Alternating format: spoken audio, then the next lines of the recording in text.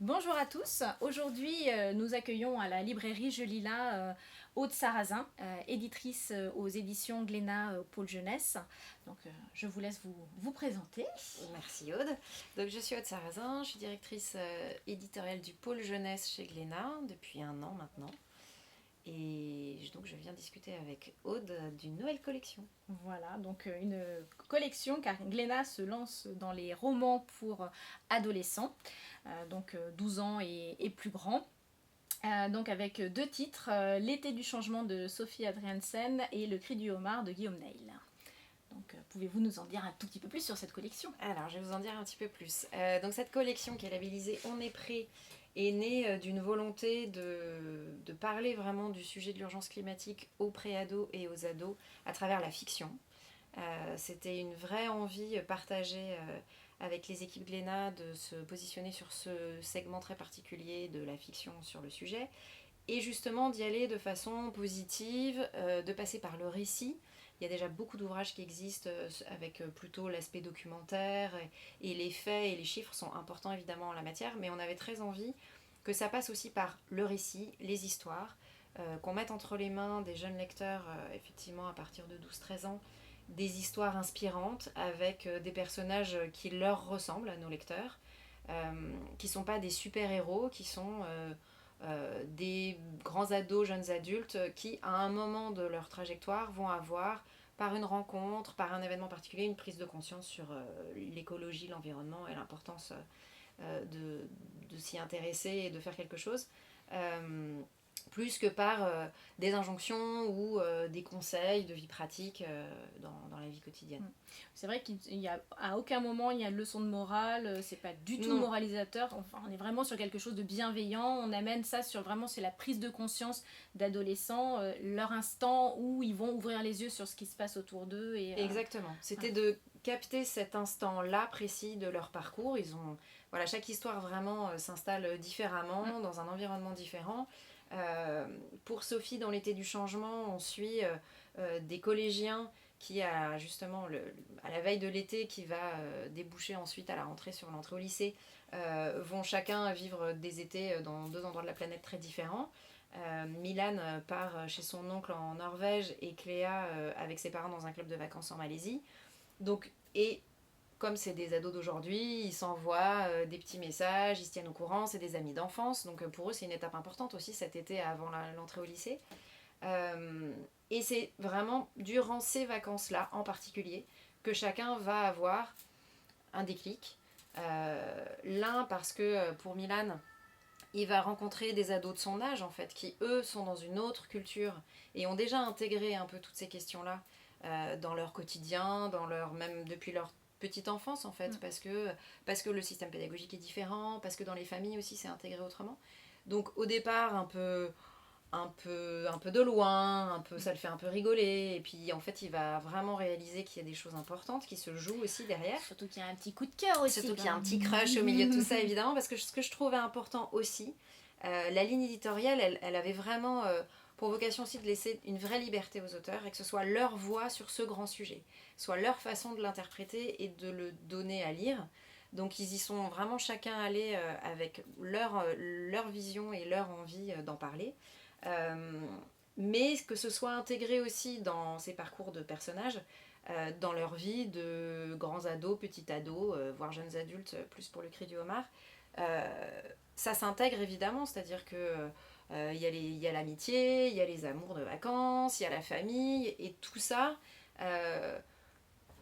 s'intègre, parfois ça grince un peu, parfois c'est simple, et parfois c'est moins fluide, avec leur propre prise de conscience de cette urgence climatique, de cette importance que ce soit intégré dans leur vie quotidienne et qu'ils fassent quelque chose.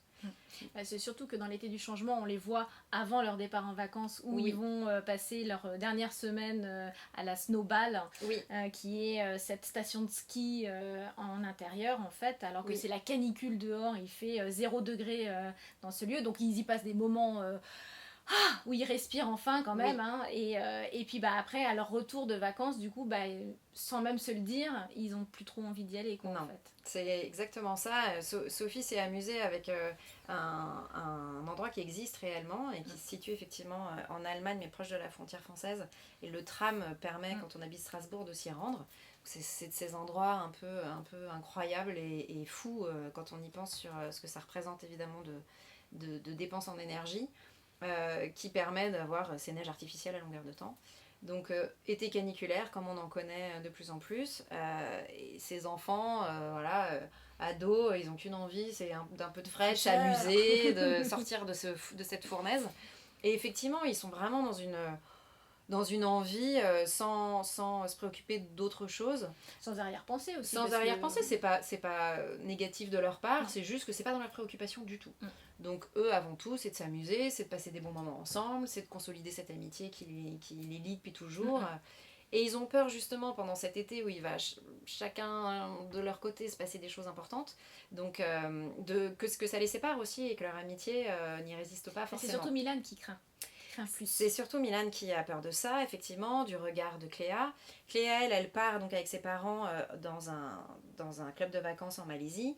Et elle, ça va se passer un peu différemment, c'est-à-dire que c'est ce contraste fou entre ce côté all-inclusive de ces clubs de vacances où il y a du gâchis, il y a vraiment un côté un peu excessif dans les propositions de tout type. Donc voilà, symboliquement, aller au petit-déj, pâte à tartiner et compagnie, soda à gogo dans la journée. Et puis l'après-midi, au gré d'excursions touristiques organisées par le club, elle va vraiment se rendre compte de ce que localement, et sur cette zone géographique précise, ça veut dire pour que toutes ces denrées arrivent jusqu'à son assiette. Qu'est-ce que ça veut dire aussi pour les populations locales, pour la flore, pour la faune. Et aussi une petite mésaventure avec quelques singes. Exactement, donc on s'amuse aussi à travers ce lien, mais qui est touchant et qui est important aussi, parce qu'elle va se reconnecter tout d'un coup avec une nature plus sauvage, en l'occurrence vraiment autochtone de cette région, et il y a un petit singe pas farouche qui va s'approcher très près, un peu autour de la piscine, et puis jusqu'à sa chambre, parce que la fenêtre est restée ouverte. Et dans le regard de ce petit singe, un peu comme dans le cri du homard pour d'autres raisons, elle voit cette détresse et elle la comprend à ce moment-là en fait, et ça la marque. Ce petit singe est aussi l'écho à une petite peluche que son père lui avait rapportée d'un voyage, donc voilà, dans son univers à elle, et c'est quelque chose de très intime, il va se passer quelque chose. C'est ça que je trouvais aussi intéressant par rapport à ce projet global de collection, c'est qu'on va vraiment toucher les lecteurs, les ados, dans quelque chose de très personnel, de très intime. Ça relève de la sphère de l'intime. Voilà, et de l'émotion avant la raison. Entre l'enfance et le fait de grandir, et de prendre ses premières décisions un petit peu d'adulte, de prendre un petit peu ses responsabilités, surtout vis-à-vis de la pâte à tartiner. Exactement. Ce qui est pas simple, pour personne, à cet âge-là peut-être encore moins, parce qu'on n'a pas trop envie de faire des sacrifices sur ce genre de choses, sur ce qui fait plaisir, sur les loisirs, etc. Mais il y a quelque chose de plus fort et de plus grand qui à un moment prend le dessus et permet aussi effectivement, c'est là où ça s'entrelace, de grandir, de prendre des décisions de jeune adulte en devenir, et d'aller vers cette voie-là. Ils vont le faire chacun en parallèle, c'est ça qui est joli aussi dans cette histoire. Et évidemment, au lieu, c'était leur crainte de départ, de les éloigner, on est bien conscient que ça va plutôt les rapprocher. Exactement. Surtout que Milan a pris conscience de quelques petites choses loin de son ami. Exactement. Voilà. Ça, après, il y a tout leur petit trajet aussi plus personnel, amoureux, amical, qu'on suit. Et c'était aussi un peu le pari de ces récits, c'est d'arriver vraiment à entremêler les choses et que ce soit vraiment subtil aussi dans la façon dont on amène ce sujet, que ça clignote pas partout dès les premières pages, on va vous parler d'écologie parce que c'est important. Non, c'est vraiment une histoire d'adolescent, avant tout, qui prend conscience, qui ouvre les yeux en fait sur l'univers qui est autour d'eux, et qui du coup va déclencher une envie pas de tout révolutionner, mais peut-être prendre des décisions qui à leur niveau peuvent avoir une incidence positive sur l'environnement. C'était ça qui était vraiment c'est ces bribes d'engagement aussi qu'on peut faire très tôt. Des petits pas. Exactement. Juste par petits pas. Et donc Il y a également le second titre, Le Cri du homard de Guillaume Neil, qui est un petit peu plus engagé, un petit peu plus militant. Exactement. Guillaume, je pense que c'est un titre qui s'adresse quand même à des un petit peu plus grands, donc on est plutôt sur le 15+, sans doute. Déjà, l'héroïne est plus âgée. L'héroïne est plus âgée, on est vraiment sur des trajectoires qui racontent des histoires d'enfants, enfin d'adolescents justement qui rentrent dans l'âge adulte, donc on suit des héros qui ont 18-19 ans. Aurore, elle vit à Montabour, dans le Cotentin, donc dans un petit village. Son papa est charcutier. Elle a qu'une envie, c'est de sortir de cet environnement parce qu'elle a l'impression qu'elle végète, qu'il se passe rien, qu'elle a envie d'autre chose pour elle, pour son avenir. Manque de bol, elle a raté son bac, donc elle est coincée tout l'été. On se situe à peu près à la même période dans l'année, donc on est au début de l'été. Et donc là, c'est vraiment la punition. Elle va devoir aider son père à la charcuterie tout l'été, elle est coincée là. Et elle va se rendre compte qu'il y a peut-être une possibilité en face, le village d'en face de la Roque, qui sont évidemment un peu ennemis comme ça. Ils se regardent de l'un et l'autre côté du Havre qui est constitué par la mer qui sépare les deux villages. Et sa tante, avec laquelle son père est assez brouillé, elle ne sait pas trop bien pourquoi, mais en tout cas ça se passe pas bien, dirige une conserverie de homards.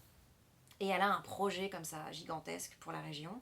Elle veut faire de l'élevage extensif de homards, ce qui sur le papier a l'air d'apporter des emplois, un développement économique, c'est bien pour la région, évidemment c'est le discours politique et qui est donné par les grands acteurs de ce projet.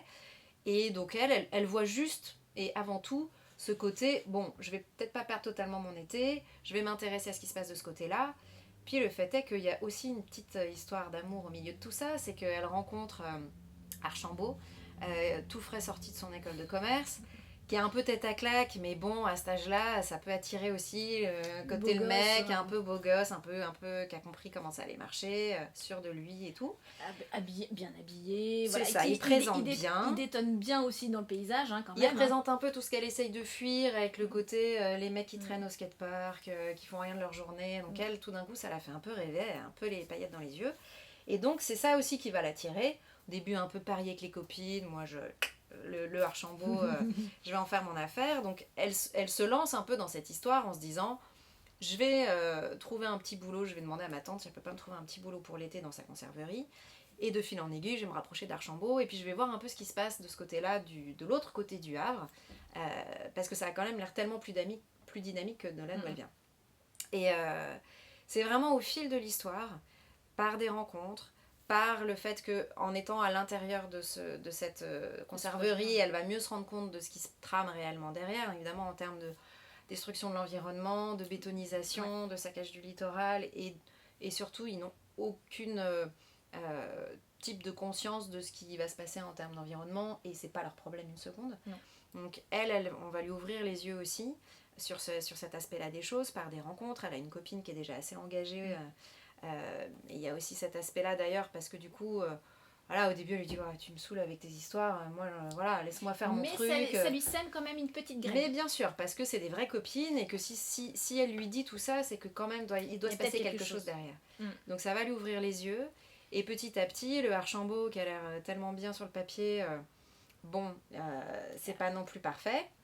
La façade se fissure quand même. La façade se fissure assez vite, leur histoire d'amour est pas aussi idyllique qu'elle se l'était imaginée, ou que ça avait l'air de démarrer. Donc elle, c'est vraiment ce parcours avec cette vraie conscience qui se dessine petit à petit et qui se construit petit à petit au fil du récit, de sa place à elle dans le territoire, dans sa projection de vie de citoyenne, d'adulte, et vraiment cette conscience politique, on peut dire, qui vient se mettre en place dans sa trajectoire. Et c'est là où l'engagement par rapport à l'environnement est vraiment déterminant. C'est que c'est très local.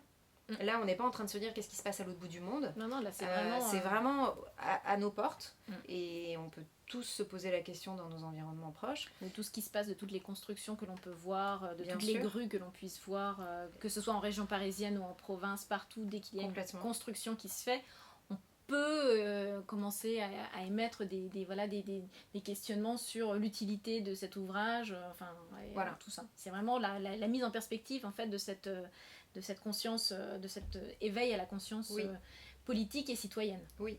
Voilà. Et elle, vraiment, c'est ce parcours-là qu'elle va faire, et elle va se rendre compte aussi que finalement, ces velléités de partir loin et de fuir un peu aussi ce qui l'étouffait. Ce qui l'étouffe et ce en quoi elle se reconnaît pas finalement dans le coin, elle va voir aussi que si elle s'y engage réellement et que elle y met aussi vraiment tout son engagement, toutes ses convictions, ça prend du sens. Et que c'est peut-être encore plus intéressant de réfléchir à comment changer les choses là où elle est, que juste de chercher quelque part à fuir et à faire autre chose ailleurs. Donc c'était ça aussi que je trouvais hyper intéressant de mettre en parallèle aussi ces deux ouvrages qui sortent en même temps. C'est qu'on est sur des tranches d'âge un petit peu différentes, avec des personnages qui vont certes avoir une trajectoire qu'on peut mettre en parallèle, mais complètement avec des points d'ancrage et des rencontres et voilà, différentes. Et puis aussi des lieux géographiques très, très divers. Ça peut être à l'autre bout du monde, ça peut être chez soi. Strasbourg et le Cotentin. Tout à fait, quand même. Exactement. On est des deux côtés de la France. Et voilà, c'était justement pour montrer que c'est partout, c'est tout le monde, c'est à son échelle, c'est en fonction de ce qu'on est et de comment on avance dans la vie. Et ça concerne absolument tout le monde. Exactement, et encore une fois, pas du tout moralisateur. À aucun moment on ne fait de leçon de morale au lecteur ou quoi que ce soit. C'est parce qu'en plus les protagonistes des deux ouvrages ont tous des comportements entre guillemets qui peuvent être écologiquement pas très green. On est tous un peu dans certaines contradictions aussi. On a beau essayer de faire mieux certaines choses, parfois on se rend compte que voilà, on laisse un peu de côté d'autres aspects où on pourrait aussi s'améliorer. Donc voilà, c'est des ados d'aujourd'hui, c'est des jeunes adultes d'aujourd'hui.